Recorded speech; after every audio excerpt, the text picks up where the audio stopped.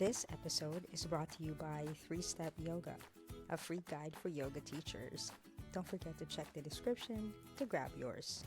Hi, everyone. Welcome to another episode of Modern Yoga Talks. We have Kristalee as our guest in this episode. And Kristalee, for those who don't know you, please introduce yourself. Hi, I'm Kristalee, and I am a meditation teacher and a psychedelic integrationist, as well as a yoga teacher and overall esoteric nerd. Thanks for that. And Kristalee, just to have a little bit of background about you, can you give us a little bit of story how life was for you before you tapped into not only yoga, but the healing and wellness industry? Sure. Yeah, my ancestral lineage is full of trauma and substance use disorder, a lot of darkness there. And my younger years, I was afflicted with some addiction issues. And in my early 20s, I entered recovery. And from that point on, the healing world really kind of opened up for me. Before that, when I was a kid, I was really into church and I was really into spirituality. I liked community and I liked worship and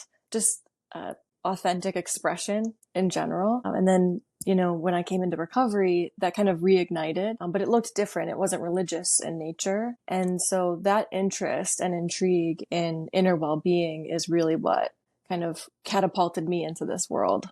To you, what is the difference between being religious and being spiritual? Okay, let me take you back for a moment. What did it mean to you before you tapped into the healing journey? And what does it mean to you now, being religious and being spiritual? When I was a kid, I didn't really know the difference, but I knew that there were things about church that I liked and things that didn't sit well with me. So like the rules and rigidity and exclusivity really didn't sit well with me as a child. But the community, the camaraderie, the deepened connection with higher states of consciousness, that really resonated with me. And so as an adult now, having navigated this path for a while, I see that it's more of an essence. It's like more of a spirit. It's not like this thing that can be labeled or contained, and that it doesn't necessarily need to have rules. I come from a non-duality background now. And so for me, it's all sacred.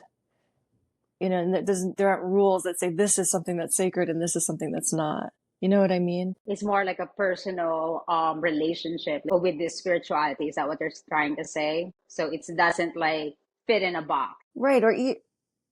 Or even the idea that there's like a good or a bad or a right or a wrong, or someone who belongs, who is welcome because of their living their life this way. For me, like everything is sacred. Every moment that is here is sacred. And so there's no exclusivity there. It's very inclusive. Yeah. I definitely resonate with that. I grew up in a very churchy family as well. My dad's dad was a reverend, and my dad's side is a big family. But I think my mom is still more churchy than my dad ever was. So it was that pull. And my mom used to tell me when I was a baby, I was so quiet and easy to take care of. And then she's like, and then you learned how to talk and you never shut up. So, and church was one of the things that we like go back and forth about, because I seen so many things in church world that didn't sit well with me. So I questioned everything. Like, I remember one time there was a churchgoer, and she could only like wear what she could wear. And with church, there's this rigidity of you have to wear a dress if you're a woman. And, she didn't look like them, or she didn't hold the standard, if you will. And then they were talking about, oh, why did she come wearing that? Or like, she couldn't even find clothes or whatever. And then I overheard that. So going home, I like questioned that. Like, why would you guys say something like that? What if that's all she could afford? Why can't she come in and not be judged? If God is a loving God, then whatever she's wearing should be all right. So like that was like a main back and forth with my mother and I. So to me, I stepped away from church becoming an adult because, like you said, the spirituality, that's my relationship with the higher being. So God, universe, whatever, anyone calls it, it's my relationship. And, just being a good human pretty much is what I live by these days, or I try to be at least. So yeah, I get it. Well, can you take us back to when you decided to become a yoga teacher? Because I know you're more into the healing and different modalities of healing, but can you give us a little bit of insight or a little bit of story of what brought you to yoga practice and ultimately made you a yoga teacher? Want more yoga students without changing your sequence or paying for ads? This free guide shows you how to turn one-timers into loyal students. I've taught for years in different spaces, owned a yoga studio, and now have a yoga teacher training school. And here's what works. Connection keeps students coming back, bringing friends, and spreading your name. Grab your free guide now. It's short, simple, and it works. Let's fill your classes the smart way. Don't forget to check the description. Now back to the episode. Yeah, so when I first, entered into recovery from substance use, I was really confronted with the quality of my mind, and that the problem was rooted in my mind and my psyche. And so it was recommended to me from a mentor to start getting familiar with meditation. I was trying to meditate and I really couldn't meditate. But so another friend had recommended yoga as a way to quiet the mind. And so I started off with yoga, and it was great because at that point in my life, I was really a big fan of intensity and I wanted to strive. I had a very rigid practice. I started off with Bikram style yoga. And so for me, it was like, okay, I'm going to be the best at this. And, addiction can manifest in other things. Like that energy has to go somewhere if it's not really faced boldly. And so instead of being addicted to substances, I became really obsessed with my body and my practices and, the whole thing. And it's all a part of it, right? Like this kind of goes back to what we were talking about before. Like to me, even the struggle and even the ignorance, that is God too. It's all just a part of the life force that's kind of weaving into the moment. All of it contributes to the awakening of the person. So even the hardship, is really important. So that's how it started. And I just loved yoga. I mean, I was going all the time, multiple times a day even, and it was really great. But then I became a teacher. Somebody had remarked to me at the studio, you should become a teacher. You practice all the time. You have a great practice. So I went into a teacher training, and they were, as I mentioned, I wasn't fully there yet, right? I was really focused on the physical. And so I had a lot of judgment about this teacher training, but they did have us read the Bhagavad Gita. And so I read that book and it just struck me, when I'm sure you have experiences. I want to hear about them. Like when you read or hear something and you're like, oh, my body knows this is the truth. And there's like a sacred remembering happening. It was one of those moments. Bhagavad Gita is a very powerful book. And if you think about it, the parallels between Yoga Sutra, Bhagavad Gita, and like the Bible, right? They all speak the same truth. I think being humans and how it's being interpreted and translated to the rest is what there is, right? Anyways, about your journey. So are you're based in New York, am I Yes. correct? Okay, so when you started yoga and became a yoga teacher, you're in New York. Yes. Can you give a little bit of insight of what the yoga community and industry looked like in New York around that time when you were practicing? Did you get certified as Bikram, or you did like a half a vinyasa type thing? At that time, it was considered, I think it's like 26+2, because this was when people were breaking away from Bikram. The reports were, and so this studio was formerly a Bikram studio, but they were moving away from that. And so I don't know what they would have called it. I think it's considered a Hatha certification. I later received other certifications too, because after that training, I started teaching. And I really loved it. The practice was great, but I was really longing for something more spiritually focused, because now I had the Gita and the sutras and all of these other things, learning about the subtle body and all of that. But what I was seeing a lot around town was, yoga was still, and I think is still, pretty elitist in the US and not always accessible. And then it was really about competition and physicality. And here I was, like a student on the path, really excited to get into what yoga really was. but I couldn't find it anywhere. And so I was really searching. I was teaching these things and I was trying to sneak what I was learning into my classes, but I was really searching for a place to find a teacher or teachers who were more into the spiritual side of yoga. And I stumbled upon a studio out here where the teacher was offering just that. It's a very unique studio. Even still today, there's not many like it. But it's one of those studios that used to be a bank. And you walk in and she converted this huge bank with these pillars into a temple. And you just see there's pictures of like Ganesha and Lakshmi, and they're just huge. There's like a huge altar space, and it's just totally different than the studios that I had been practicing at before. Yeah. I like when they translate buildings like that into yoga space. I was in the Philippines a few months back, and I went to this studio. It's called House of Friends, and it used to be a restaurant, and then they turned it into a studio. It was cool. It was like being in somebody's house. There's a kitchen. We'll have tea in the back, and then we would practice at the front. It was really cool. I like when people do that.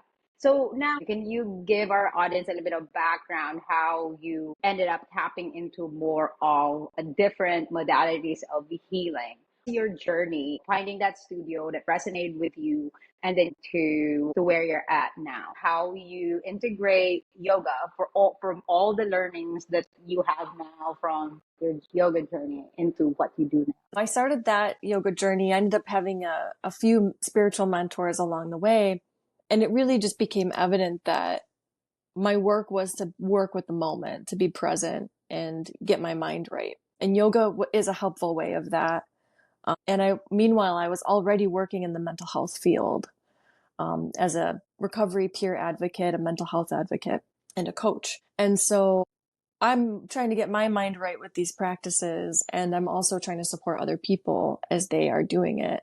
And just through the process of like deepening my personal practice with meditation and esoteric study, I was starting to see how the content of each moment was really the material to work with.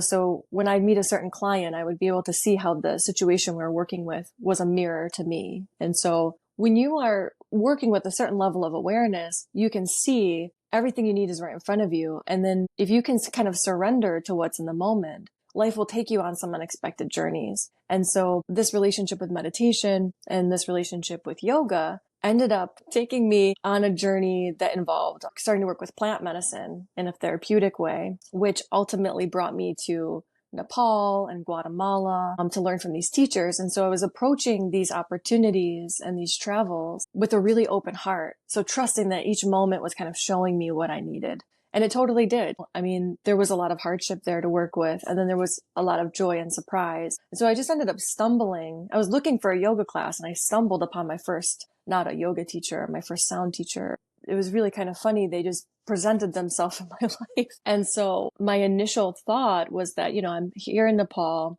Here's another yoga teacher in front of me.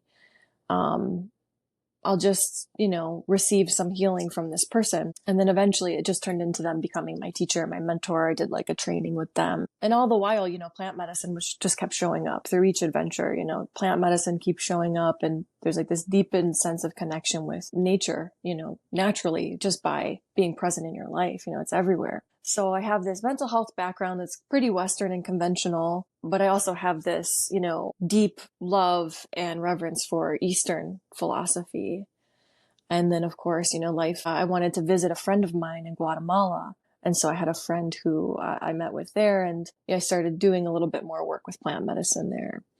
And just, it's so hard to say, but it's like, just by being present and open to the current experience, I just found myself like in these spaces, and a level of trust has been cultivated to where, I can trust those things as they come up. That's beautiful. And, it applies to anything in life, right? For as long as you approach things with awareness, I call it thoughtful discernment and a heart open and full of awareness, I think it will guide you to where you need to go. And that openness is very important to have. Otherwise, you'll come in and whatever it is that you chose to partake in would not stand a chance because you already have your prejudgment. Then it's moot. Why you even go there in the first place, right? So that's that kind of thing. You mentioned about plant medicine, and can you share a story, your personal story with a plant medicine? One story in your mind where you felt its power. Can you give a little bit of story about that? Yes. So I was in therapy for PTSD and panic attacks. I was working in mental health and it got to the point where I was having a panic attack every time I would drive, and I couldn't drive. And the nature of my work required me to be out in the community. And so about 3 years of this, this was happening, and I was seeing a therapist. I was doing EMDR with a therapist, and she recommended, when we kind of finished up our EMDR sessions, she recommended a plant medicine, psilocybin, and that she told me about the protocol and recommended, what I do. And I felt conflicted, right? Because I was in recovery from substances, and the community I was involved in was really anti altered states of consciousness. But I felt, I talked to some of my mentors. I've always had elders and mentors along the way. That's the other thing. And so I talked to some mentors about this, and they were like, I think you should do it. If you feel like it's right in your heart and you have a medical professional telling you that you trust, I think you should try it. And so this is where it all kind of ties in together, because I had this experience, a guided therapeutic session with my therapist. And it was like everything I had learned about the Gita. I've been studying it for years. I've read this thing a million times. So all of the things from the Gita, everything I had resonated with, suddenly in this session, it all made sense. It all became integrated. And I actually walked away from that experience with this embodied understanding of those truths. And with those understandings, I haven't had a panic attack again. And so the plant medicine really kind of healed my panic. And it's not a cover-all. It's not Wow. like plant medicine is certainly not a catch-all. There's a lot of work involved, before, during, and after the session. But it healed me tremendously and helped me tremendously. It got me to a place I wouldn't have been able to get to on my own, for sure. Do you still get panic attacks, or it's completely No, I gone? haven't had Not that since. anymore. That's awesome. That's you. Do you facilitate and like recommend with what you do now? Like, do you facilitate? Is that the word we use to to someone like a patient that plant medicine? Do you do any kind of that thing? Yes. So I facilitate with people one-on-one. I work for a company that uses ketamine as a psychedelic, but my private practice, I work with people one-on-one with psilocybin, but it's still, it's not legal yet. And so, I use a therapeutic model. I also integrate some teachings I've received from teachers abroad.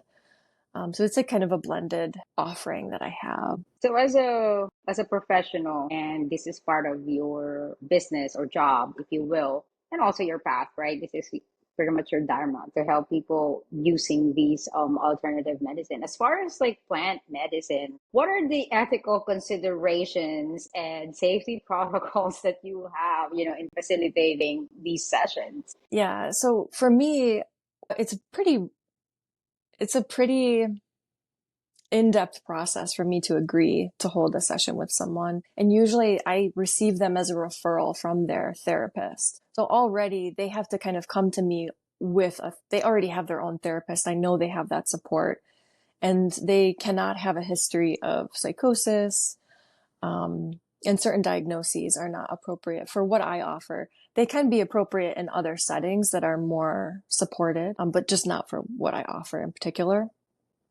And then, there's other medications. We have to be sure that they're not on certain medications. There's certain health conditions that aren't appropriate. Blood pressure in particular is a big one. Cardiac related ailments, things like that. I have a whole list. So once I get the referral from someone, and their therapist is usually someone who's very familiar with this process, so they know. I also then have a meeting with the person, and we talk about all these things. And I ask them to get approval from their doctor as well. So the patients that you deal with already have an understanding and already want to do this. Have you ever had an experience where you had a patient and this patient is so like, that feeling when it's almost like dismissive about it, and though like kind of want to know because a therapist said it, but not open in doing it? Have you ever had that experience? The thing I'm seeing more and more as this has become more mainstream is I'm seeing more affluent people interested in this work.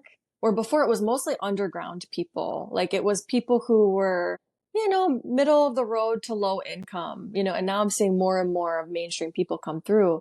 And what I tend to see is it's like they're buying a product and there's like, I'm paying this amount of money for this. And so I'm expecting to receive this. And because of that expectation, there's a lack of openness to the experience. And so then they're really, you can prepare them as much as I spend a lot of time preparing people, written, verbal, education. And, if they're going in with those expectations, they'll say they understand what you're saying, but they don't even know, like they don't even realize that they're bypassing the things you're telling them. Right. Yeah. Yeah, I get that. I think it's a common human thing, result driven, right? Like, so they're saying yes to the result and they're forgetting what's happening here in the middle that gets you to that you're saying too. So, and I call this the instant ramen effect. That's what they want. Like in 2 minutes, I'm cured, I'm good, but that's what people are looking for. So I get that. So how do you handle that when someone is like that, like a patient that was like that to you? How did you handle it? Well, I mean, it can manifest in the session itself as a lot of resistance to what's going to happen. Like these sessions are not typically fun. They like require people to look at the darkest parts of themselves and their lives. And so being in a situation with someone when they're actively in it, it can look like they're really scared. They're really freaking out kind of. And so just kind of grounding them, bringing them back into the moment, letting them know it's okay. And you kind of, as a practitioner, you have to look at it like my job here is to make sure the person's physically safe. But on another level, I'm really just trying to soothe their ego so that their ego can calm down enough to just let go enough for the message to be received. And then all the while at the same time, I also have this all pervading trust in the medicine itself. And that and the flow of life. So however this shakes out, it's going to be okay. They're going to get what they need. The medicine knows what it's doing, but just kind of offering that support to them. Sometimes it requires like holding their hand. Sometimes it just requires, having a little bit of a conversation with them. But then really, and I haven't had too much experience with that. Usually you can handle the situation as it's happening and unfolding because the medicine's working with you as the facilitator too. But it's like after when someone is like disappointed. Oh, I didn't, I thought it was going to turn out like A, B, C, or D. And it's really just like hearing them out and having compassion. Like I see that there's attachment there. And I have compassion for it because I have my attachments too. All the while, I'm still inwardly trusting the unfolding. And then I'm asking them questions, like, oh, what are you noticing coming up around this? Or how is this showing up in your life? And just trying to be a support.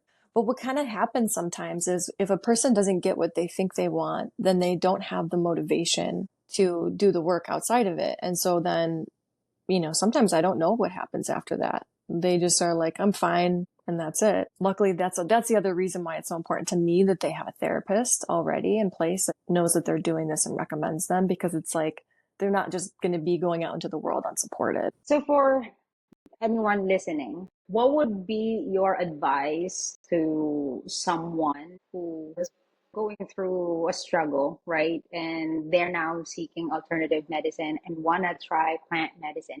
What would you tell that potential patient, like how to prepare and, that just tips and kind of guidance to approaching that and how to deal with that process? Well, first and foremost, the most important thing is humility. We are talking about, and some people can't wrap their head around this. It's just not how they perceive life. We're talking about like really powerful entities and spirits. When I think about sitting with plant medicine, I think about, oh, I'm going to go sit with God. It's a big deal. And it's this level of humility that's required. Like, I don't know. I'm trusting that this thing does. And so I have to trust its process. I don't get to dictate how it goes. So just kind of entering in with a level of humility is important. And it's tough because it's not something that can really be learned. You might think you're humble, but then you go in there and you find yourself trying to control the experience, which is okay. To some extent, that's okay. Like we can work with that too. All of us have some level of that. And then, making sure that you have a facilitator, and it should be a trusted facilitator. So someone who, after talking to them, you can ask them these questions, where is your lineage? Who have you studied under? Do you have elders and mentors? Asking what the space will look like, making sure that this is a safe person, because, you don't want to be in such a vulnerable state with someone you don't trust. Even if the person is completely trustworthy, like I said before, we're kind of trying to soothe the ego. And if the ego doesn't trust the person who's sitting for you, it's going to have a harder time. You're going to have more resistance. And then there's just safety, there have been many accounts of people being taken advantage of while they're in these states. So it's just really important that this person has a positive reputation. If you're going to a retreat center or something like that, the retreat center should have a positive reputation. You should know people who've sat with this person or with this group who says that, they are trustworthy, and that they do honor a certain lineage and that they receive mentorship, and, being just clear on your intention, cultivating some kind of intention for why are you doing this, because this work isn't recreational. It's not fun. It's going to be hard. So you have to be clear on your intention and your motivation. So really thinking like, what's the most important thing in my life? What is the most important thing about me doing this? And making sure that you're honest with yourself about that, because even if you're dishonest with yourself and you have yourself convinced about something else, the medicine will disarm that. And so you have to be ready, am I willing to really face this stuff? It's a really good advice. Thank you for that. Because I think when people are lost, you're looking for answers outside of yourself, right? Because there's a great disconnection between you and the true self. So to me, it's I understand the value of who did this person train with and all these things, all the credentials and stuff. But there's also this, okay, that's not all of it, right? So to me, because I have my own over controlling self from my own story, and letting go of that is a process. But now I have a healthier, I'm not in a great place by all means, but I have a healthier relationship with that side of myself.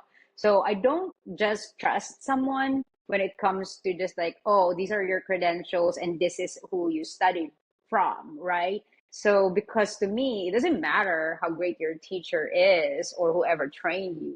If you cannot convey that and translate that to your own students or clients or patients, then this is no good to me.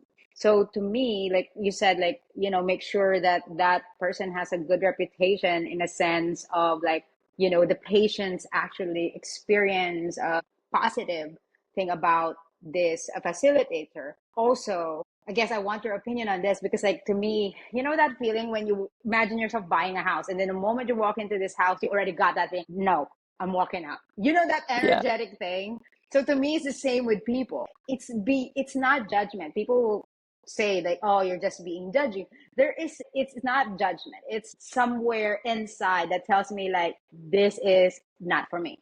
So what would be your advice to someone who is, for example, already signed up for treatment, and then at some point there's that thing, inside of them, I'm not I don't know what this is, but I am not feeling completely safe. So how would someone approach that if they start feeling that? 'Cause that's a vulnerable place. It's already a vulnerable process to begin with.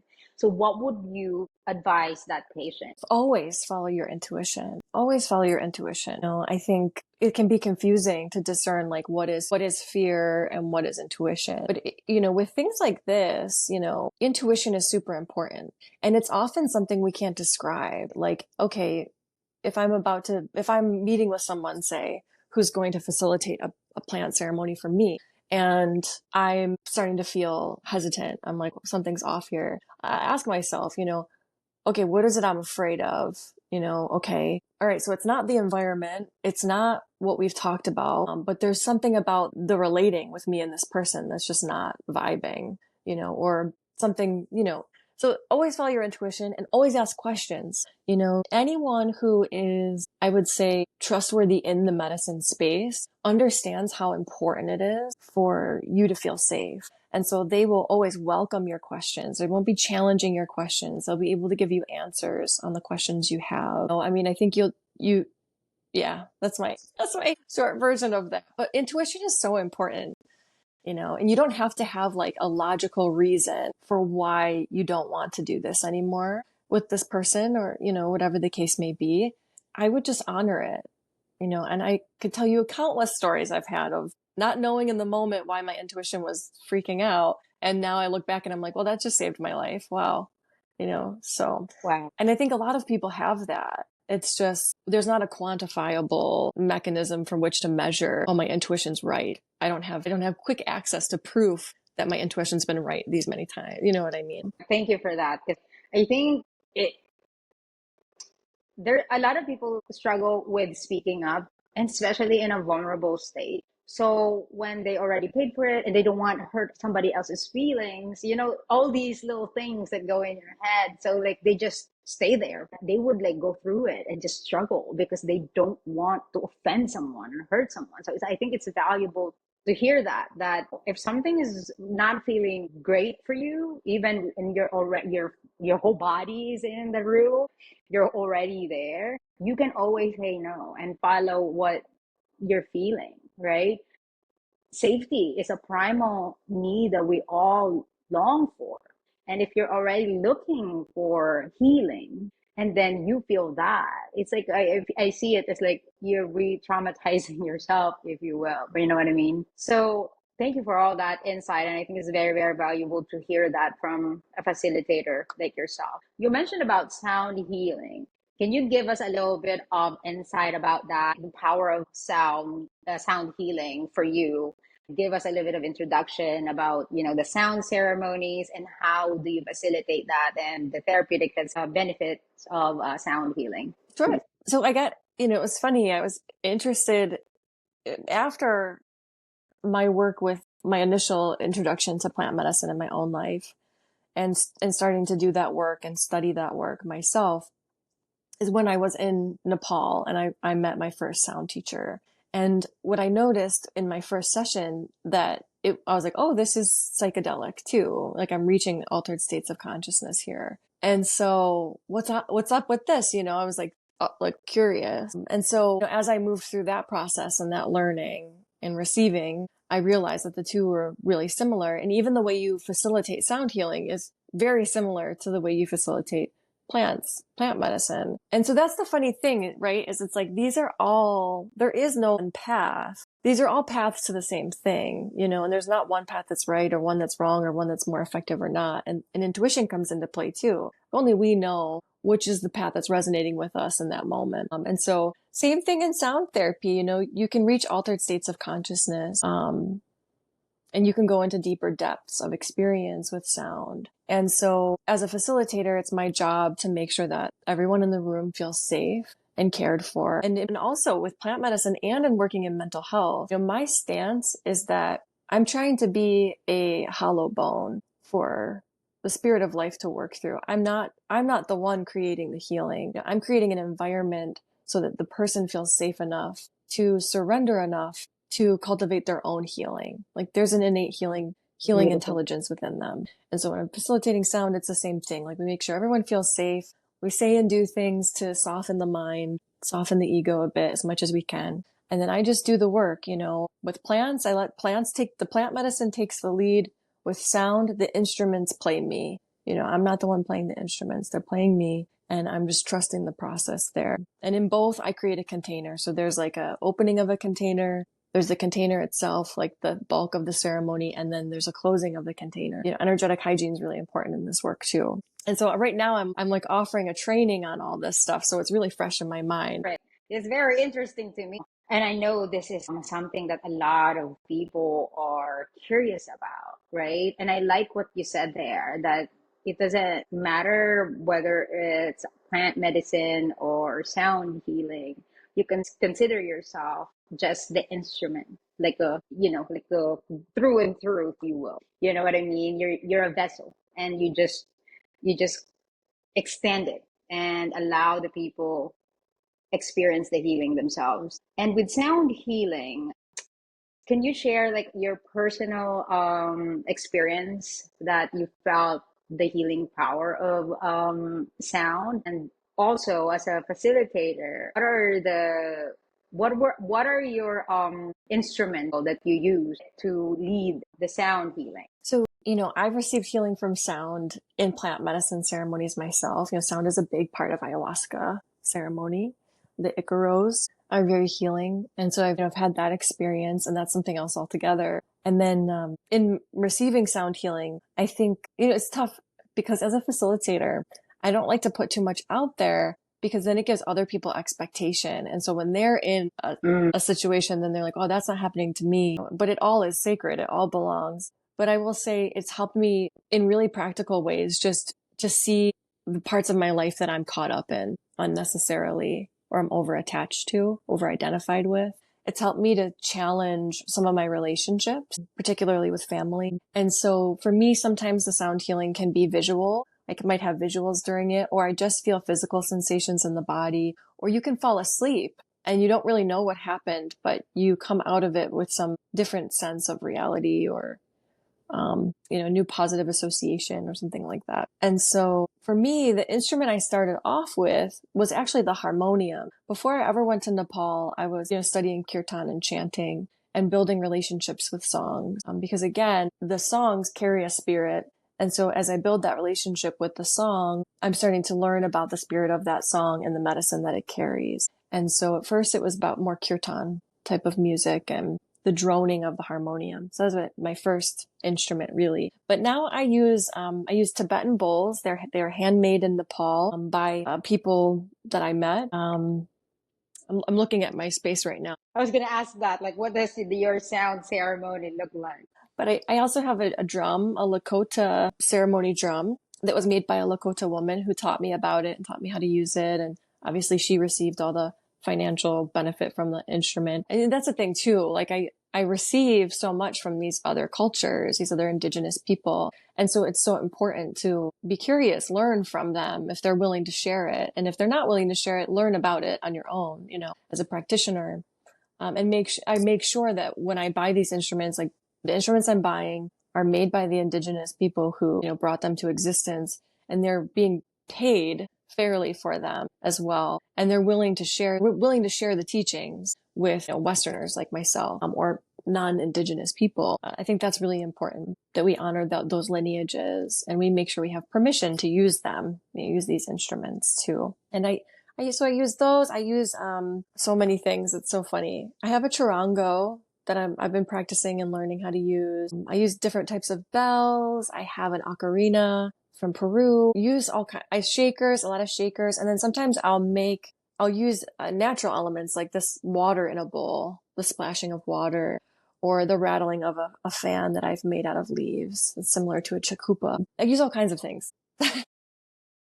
Thank you for sharing that and kind of giving us a mental image of what you got going on. So I'm guessing like a lot of people that are going through a healing or seeking the different way of healing are going through some life transitions, right? Like something big happened in life and then, just need some change or something to help you, support you with whatever life changes that are happening. So what do you think is the role of ceremony in life transitions? Like, to create like sacred spaces, if you will, like marriages, deaths, and all these heavy emotional experiences. And what do you think is the psychological impact of ritual in processing these transitions? Before you answer that, how do you also incorporate these like very diverse spiritual traditions that you have now accumulated? You're well traveled, you're well educated, and you've learned from so many great people in your life. So how do you incorporate all these diverse spiritual traditions to create an inclusive ceremony? Hey, just a reminder to check the description before you go. And don't forget to rate the show. Okay, she's like, I'm ready. Lot I'm of gonna answer questions. this. So I think I know, right? so ceremony and ritual, I think, are really important for life transitions, or it's just in general, because ceremony implies to me that there's a witnessing occurring, whether it's just the facilitator or it's a community of people, a circle of people witnessing an experience. And it's so important. I think it's something that we really lack in modern Western culture, but it's coming back. I have so much, it sounds like I have a lot of criticism about our culture. I see so much hope here, despite it all. I see all these things being integrated and people learning about them and valuing them. So that's why one of the reasons ceremony is so important is to just be witnessed and held with other beings. The other thing too is ritual and ceremony are actually really grounding. A lot of the things we're doing are more upper chakra work. They're kind of a little bit more ethereal. And so ritual and ceremony help us to stay grounded in it, so that we can be in both. Because again, both the integration of both the ground and the sky, it's all sacred. All of that is needed on the path to enlightenment, whatever your modality is, right? So important to have rituals. And there's an energy to it too, in a more esoteric way. By letting a lineage and ancestry inform what you're doing, you kind of are welcoming in the spirit and the nature of that energetic support to carry you, right? So like, for example, in the Bodhisattva lineage, when I go to sit down, I know that I'm meditating, and I'm meditating because I'm also being carried by every single other being that's meditated before me. I'm being carried by every single being that was involved in the history of time for me to even come into being, and let alone every being that involved meditation becoming a practice, So like there's that energetic support you get from lineage, and ritual is a way to access that and remember that. And ceremony and ritual have a strong emphasis on reverence and humility. We have to have reverence for this precious human life that we have here and everything that's involved. It's just the name of the game. And that's the thing, we get to have reverence for these things. We get to celebrate them. And it's all kind of about this container. And again, like the container is also really beneficial for allowing the ego to kind of soothe, so that we can really cut through the veil and see the truth of what's real. And so to integrate all these things, I hope I'm doing a good job. I'm always seeking the feedback of the community that I serve. I don't look at the spaces I find myself in. I believe in there being a non-hierarchical component. Like I'm not the teacher and I'm teaching you guys, it's like, I just have this thing to share and I want to share it with you because it makes me joyful, and maybe it'll help you, but I don't know what that looks like exactly. And so I ask for feedback from the community and the people that I serve. And then I also ask for support. I have teachers, mentors, elders, and seeking guidance from them, not thinking that I know everything. And then I just try to teach, like when people are interested and I'm introducing something, I'm looking at my instruments again. I try to teach them about what I've learned about the instrument and like how they can learn more about the instrument or the practice, And then really the truest form of integration for me is just being present in my life and trying to recognize every moment and every being, every plant, animal, person is also a manifestation of God. So like, how do I live my life in a way that's grounded and centered enough for me to remember that, in the moment, but while also, and this is where it's complicated for us, also having compassion for myself when I forget those truths. Because it's almost like there is no ceremony. The whole thing is a ceremony. I don't know if that's confusing, but No, it's not. It's not. And I like when you integrate yourself into it as well, because that makes you more relatable. And the energy that you pass on is, you understand it from a level of, I've been there. Actually, in some degree, I'm still there. And I am not above you. And what I'm offering, what I am privileged enough to have, is the skill and the knowledge that I can share with you. And I think that's a great place to start to talk about being a facilitator and healer, right? The art of creating a safe space, holding safe space. And I think having that mentality and embodying that I'm not above these people. I don't turn into gold at night. I'm not above anyone. I'm just here to be of service, because I know what it feels like to be lost. I know what it feels like to have all these struggles. And I think that is one way to create a safe space. Because you mentioned it heavily, the creating a safe space and making sure that you're safe. And that says a lot about you as a facilitator and how important that is for you. You mentioned briefly that you've gone through your own journey in healing and being lost, right? So that's what you sought as well. And that's also circling back to your advice. When you're looking for a facilitator, you want to make sure that you're safe, because I think your healing and how that's gonna turn out would be, based on that, how safe you felt in that journey. I swear these interviews go by so fast because I want to ask so many more questions. Before we end, I want to ask you, what would be your advice to facilitators and healers, in creating a safe space? Also, one last. Okay. What would be your advice to practitioners as far as self-care strategies to hold that and maintain that personal well-being? I don't even remember the first question though. Okay. What would be your advice or tip or anything that you have that you can pass on to fellow healers and facilitators in creating as or holding a safe space in the therapeutic context? Okay, let's start with Yeah. that.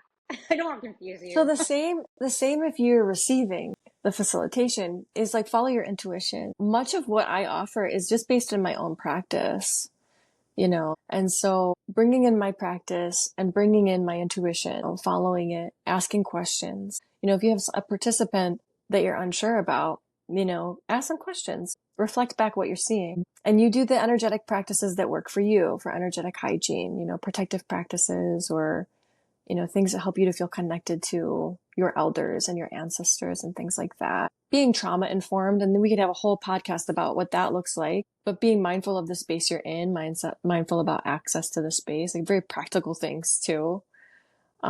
Consent for everybody, making sure everyone's clear on what that is. There's so much to be said about, creating a safe space. And that's why, a level of education around it doesn't have to be formal education. Don't have to go to school. Mentorship and camaraderie, it really helps because people will teach you like this is how you cultivate this safe space. And then I guess right in the same vein too, if you are not okay, if you're not well, you're not creating a safe space for other people. And so that's why self-care is so important. And that's why, again, elders, lineage, and community is so important because sometimes we can't see it within ourselves. It's like so important to have people in our lives who will be honest with us and call us out on things. And a level of your own practice and self-awareness. Just the other day, I was noticing within myself, I have this frenetic energy. I'm meeting with clients on the computer every day, and I'm noticing this frenetic energy. My knees won't stop bopping around. I'm like, what is this? And then I pause and I recognize, I haven't really been sleeping that well. And I've been seeing like 10 clients a day, like this is not sustainable. So, you got to make tough choices for yourself too. I ended up having to reschedule like 5 clients that day. I was like, I'm going to push myself through this. And sometimes self-care is about challenging the norm, which is hard because the privilege plays a role in that too. If you're focusing on your income, if you're in a helping profession and your income is based on the amount of clients you see, which mine is, it's hard to reschedule those 5 clients, but I just have the trust that by taking care of my body and taking care of my spirit, that it's all going to work out. It's going to be okay. And the most important thing for self-care that people don't talk about a lot is like fun. What the heck? Like why are we even alive unless we're engaging in things that bring us joy? Like we have to have fun. It has to be a regular practice. So for me, it's like dancing around, singing. Singing brings me so much joy. Laughing, even doing like really normal human Western things, like go see a comedy show or, watch a funny video with my parents, things like that. But like, let's live like a celebration of life. Let's have some fun because I think it's essentially all meant to be like just a rich experience, if that makes sense. It does. Yeah, I like that. I like how you connected those two, although I asked so many questions. I'm confusing the heck out of you. But yeah, I have so many questions, obviously. But yes, I understand what you're saying. When you're a facilitator or a healer and you're taking care of other people, if you don't integrate all the learnings that you have into your own life, you're no good to anyone. If anything, you're going to be damaging because it's an energetic work. So if your energy is already off, you're already doing this work wrong because you're not creating a safe space for you. So how are you going to be good to anyone? Now this is just a business because you're just like autopiloting and you're just doing that. You're forgetting the core basic reason why you tapped into this path to begin with. So I think you answered it perfectly, actually. All right, Kristalee, because it's that part of this episode where we have to end, unfortunately. Before we end, I want to give you a space to talk to the audience and tell them what you have going on and offerings you have, where they can reach you, whether online or in person. And everyone, I'll include Kristalee information, links, and ways to connect with her in the description, so you can always look at the description. So, all right, Kristalee. So right now I am in the middle of offering like a sound certification program for people, which is, it's just essentially non-duality. And we're using sound as the vehicle, but it doesn't have to just primarily be about sound. And that's going to be an online offering too. Once we're done here, I'm using the content from that to offer it online. I offer one-on-one coaching and group facilitation. I do obviously one-on-one medicine facilitation and group facilitation too for small groups and retreat. Sound healing, one-on-one and in groups, the whole thing. Yoga teaching and meditation, really, I think most of what I do ends up being like meditative or spiritual advisement, one-on-one kind of coaching. And then I'm fortunate to be invited to things.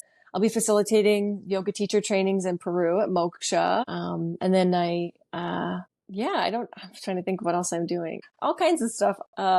Yeah. I'll include it in the description. I travel a lot. So my website is snowyowlceremony.com. But really, I just want to be with people in spirit. So, it's like everybody go out in nature.